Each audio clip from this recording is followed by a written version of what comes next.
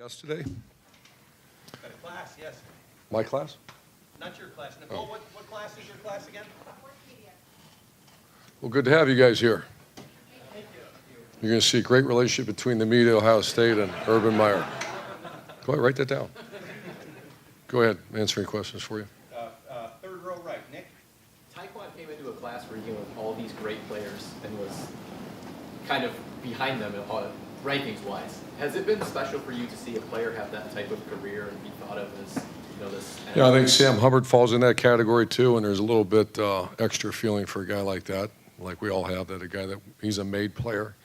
He wasn't a guy that was a highly recruited guy. And I remember it like it was yesterday. Came to camp, dominated in camp, and Mike Vrabel looked. You're talking about Taekwondo, right?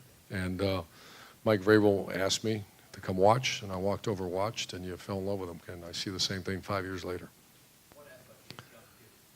Body-wise, looks like an NFL kid right now.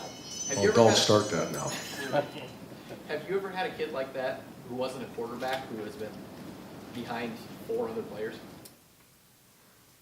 Oh, and he's not far behind. He's getting some playing time. We're not going to redshirt him, obviously, and I don't know the question if I ever had a player. I don't know that, but I could just speak about Chase Young, and the best thing about him, he's a great dude that goes to class, takes care of his business, and he's going to be a fine player here. Front row right. Austin? Urban, you talked about your relationship with Coach Ash before and did on Monday. When you go play a game against one of your former assistants, does your routine change at all? Do you want to make some time to see them? Do you spend any time worrying about the past relationship or see them on Saturdays? No, the biggest thing we do is change. We're very conscientious about like special teams. He sat in every meeting here for 2 years. And so we're just terminology, nothing about the social aspect. That's after the season and all that. But it's more about does he know what certain calls are at the line of scrimmage, and I'm a big concern about special teams because he's a very good special teams coach, and they got a great returner. So that's where I spend my time worried about, not the other stuff. Does that mean that maybe you don't really relish a game where you're going against somebody who's been in your program? Relish? I don't relish much. No, it's, I can pick a different word, maybe. yeah.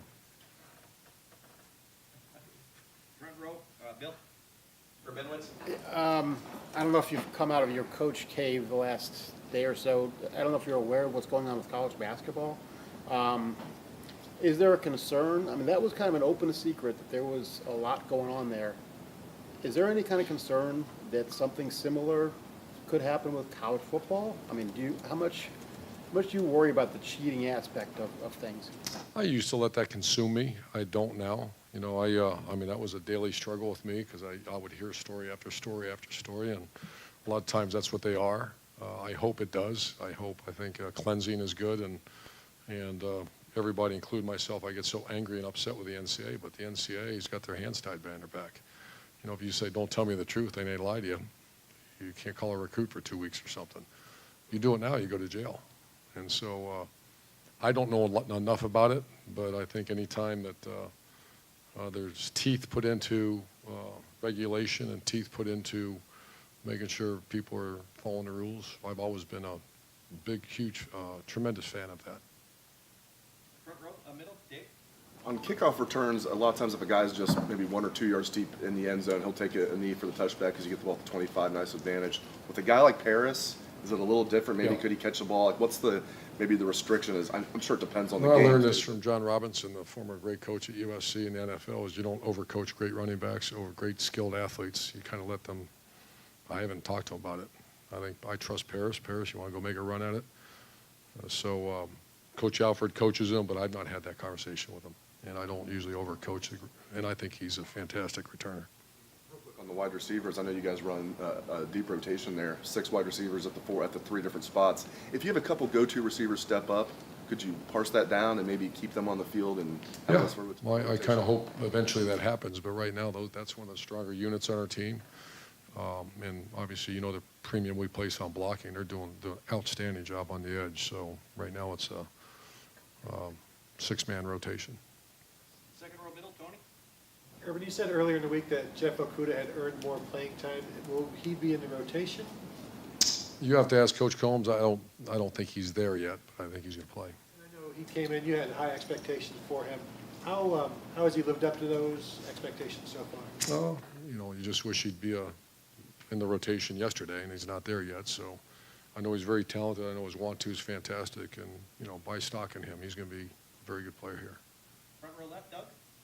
Urban, we've seen JT try some shots to Marcus Baugh in the intermediate passing game here and there. What's Marcus's ability, you think, we've seen what he's done here, to be a decent weapon for JT Barrett? He needs to be a consistent, strained guy. He's not that, and I'm really impressed here the last few weeks. He had a couple injuries and setting back, had the shoulder, and then he had one other one recent. What was that? During training camp. I can't remember what it was, and it kind of set him back for a little bit. And he's learning. He's never been, and I like Marcus. He's never achieved what he can be, and so I'm seeing signs of a guy that we've had that happen here, when a guy reaches his ability level, and he's getting very close now. I'd like to get him more and more involved. There's almost on purpose we're trying to find ways to get him the ball now. I think you mentioned Elijah Goins the other day, just what he does on special teams. I can see the smile already. Oh. We know you love those guys who make those contributions. What is it with any one of those guys but Elijah? Why is he good at it? Why does he succeed there? Oh, he's extremely gifted as far as speed. He's almost 23 miles an hour running down the field. And if you saw last week, was just dominant. And that's a position that Tyvis Powell started, and then Garyon Conley, Denzel Ward. That's the guy that cuts off. You got to be fast as what to get down the field and do what he does. And you're right. I love those kind of guys. And universities often invest in things. When we offered him a scholarship and he took it, that was a great investment for Ohio State. What he's done, he's going to continue to do too. Fourth row middle, coach. This is Andrew. I'm sorry, Andrew's the one that took the photo of you and Troy the other day. But Andrew's got a question for you as well.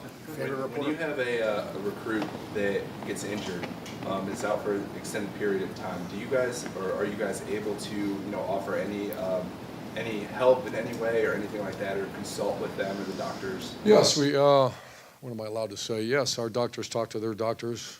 We give great advice. Obviously, our medical team, we feel very strongly we have the best in America, so it's actually going on right now. We are in dialogue with other doctors in other areas that, first of all, find out what the extent of the injury and then give our advice. And it's been, our doctors are so good at that. So the answer, yes, to the question, yes. And final question, front row, Tim. Urban, can you qualify the job that Greg Schiano did at Rutgers, which was not a great place when he took it over, and by the time he left there, they were building a stadium, et cetera. What kind of job, from your vantage point, watching what he did there, what kind of job did he do? Well, I think history shows that Rutgers is a great university and a great place that have always struggled, or not always, but historically have struggled. And you see a guy, his hometown guy, went home, and Greg's and I have been friends for so many years. And I remember when he was really struggling, and I worried about him. And then he had a couple breakout years, and I was, I would go visit him, and I saw what he built there. I mean, the stadium's beautiful. The school spirit was incredible. Whenever you see the Empire State Building shine up with a scarlet because they had a great year. I think they get up to third in the country one year. Phenomenal. And I think everybody knows how I feel about Greg, and he's proven it. And one other quick thing, JT Barrett is, 14 yards away from a 10,000 yards total offense, whatever it is, 200 away from being tying the career passing yardage record here is. In a word, how good is he from your vantage point? I know we've talked about him a million times, but he's about to be on top of almost every record you can be on here. Yeah, and he's elite at what he does. It comes you wish, like Buckeye Nation and all of us, there's certain games you wish you would play a little better, but that comes life, and I wish I coached better too. So I think he's elite. I know he's elite, and that's going to be a sad day when you have to send him goodbye on senior tackle and all that, because what he's done for this program and me. Great. Thanks, guys.